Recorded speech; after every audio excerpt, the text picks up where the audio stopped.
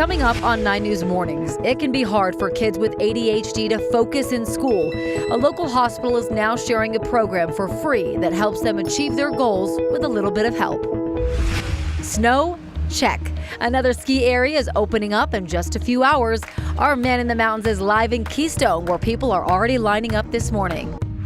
Halloween falls on a Monday this year. Late night candy searching means tired kids in the morning. We're asking you, should there be school the next day? 9 News Mornings starts now. Hello. Pay attention. Okay, I was fixing my hair. It's all good. I know we're talking It's to Mallory. Friday. We always want to talk to Mallory. Good morning, everyone. Happy Friday. We're gearing up for Halloween. You can hear that spooky music coming in there. I know you didn't because you weren't paying with attention. us. Yeah, weather looks good. It does look good, and the reason I'm talking to Mallory is because she's going to shoot me now, and I Right. want to make sure it's in focus. With a camera. Yes. Well, yes. Well, you never know. You know. See, here's Mallory now. How you doing, Mallory? Huh? Okay. Yeah. Well, yesterday only 48 degrees was our high. Today will be a little warmer, and we'll see a lot more in the way of sunshine. So let's take a look at what we've got going on right now. 33 degrees at this hour. We still have that freeze warning in effect for the greater metro area. A lot of folks below the freezing mark. Mostly clear skies, a few clouds in the mountains just drifting away. That's what we'll see today. Lots of sunshine, and this is border to border at 5 this afternoon. But tomorrow, little system comes through, not much with it. It's fairly dry, but wet enough that it will produce some clouds, especially over northern Colorado, right on into Denver by tomorrow afternoon. I don't think it produces much except maybe a few snow showers for the high country. So today, sunny, 61 degrees. And then for Saturday, 60 degrees. That's pretty close to normal for this time of year with that increase in clouds. Sunday, we'll go to partly cloudy, close to 60 degrees. Then look at Halloween, 65 degrees with mostly sunny skies. 67 on Tuesday, 68 for your Wednesday. The sunshine stays with us.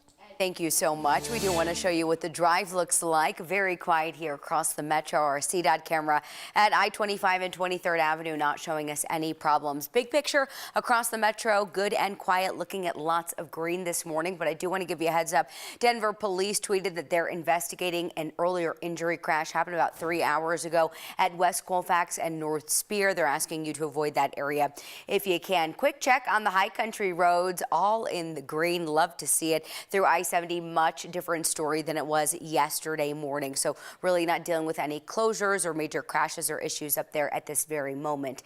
Southbound 225 looking great in the green here for your drive between I-70 and I-25, under 10 minutes this morning. And so far so good on that northbound side of 225 as well. 9 minutes is your travel time between I-25 and I-70. Out here between downtown and the Denver Tech Center, nothing to worry about just yet. Your drive both ways, 14 minutes or less. New overnight, one person is dead after being hit by a commercial vehicle in Commerce City. Happened about 10:30 last night on East 96th Avenue. That's near Dallas Street and Highway 2. Police say the person was walking in the road when they got hit. Nobody else was injured. Police are still investigating what led up to that. No word on any charges. New video shows us a shootout between 2 car theft suspects and 6 deputies. It happened in an RTD parking garage in Douglas County earlier this week. We've decided to mute the sound of gunfire in the video that you're about to see. So the video starts from when deputies position themselves around a suspected stolen car with tinted windows. Inside the car are 31-year-old David Strain and 29-year-old Clarissa Dawes. Both are from Pueblo and both were wanted on theft and auto theft warrants, according to the sheriff's office. Deputies order the suspects to roll down their windows. The car starts moving towards the SUV, blocking them instead. A deputy on the driver's side tries to break a window, and that's when the shooting starts. It's hard to tell in the video who shot first. Both Strain and Dawes died. 2 guns were found inside the car, according to the sheriff's office. They say the video release was just 1 minute of the 9-minute gunfire exchange. It also only shows body camera video from 2 of the deputies and a dash cam from one of the sheriff's cruisers. 9 News has asked for the view from the other 4 deputies and the other cruisers as well. Nearly 10 months after Colorado's most destructive wildfire in history, a new report documents the chaotic first hours of the Marshall Fire. But it is pretty light on suggested solutions for fighting future fires like this. Doesn't get into what caused the fire. That's up to Boulder County investigators to share, and they have not yet. It does explain communication challenges that complicated the initial response. And it talks about the ways that neighborhoods in the fire zone were built, and that led to them burning very quickly. The report by federal and state firefighting experts says communication was messy from the start. Fire crews were already using their planned communication setup for a fire earlier that morning on December 30th last year. When the Marshall fire started, there was confusion about how to reorganize for that fire. Some of the first firefighters on the scene near Marshall Road reported extremely strong winds blowing away water that they were using to put out the fire. The fire was spreading so fast, with embers starting fires hundreds of feet away, it was impossible for the firefighters to keep track of where the fire was going. The report documents the challenges of evacuating a Vista hospital.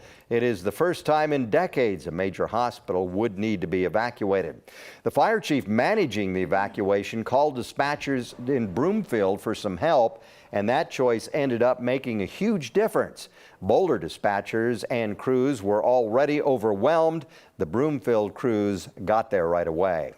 The report notes that the 100+ mile-an-hour winds on December 30th were not unprecedented in that area. It says extreme drought was the biggest factor. The analysis found that homes were more likely to burn from fires started by embers that blew from other homes, and it points to wooden fencing, helping the fire to spread home to home and sending up even more embers. It's National ADHD Awareness Month, and parents or teachers who have children with attention deficit hyperactivity disorder or autism spectrum disorder now have a new way to help their kids who may be struggling.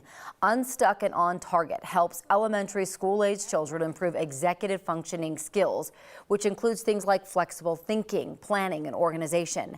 Children's Hospital Colorado is expanding access to the program. It's now free and online for teachers and families to use. Dr. Laura Anthony is psychologist at Children's who helped develop it. She says through initial research, they saw classroom behaviors of children with ASD or ADHD improve markedly after using the program. As kids are feeling more empowered and in charge of their lives, they achieve more and they feel proud. And they also are easier to teach.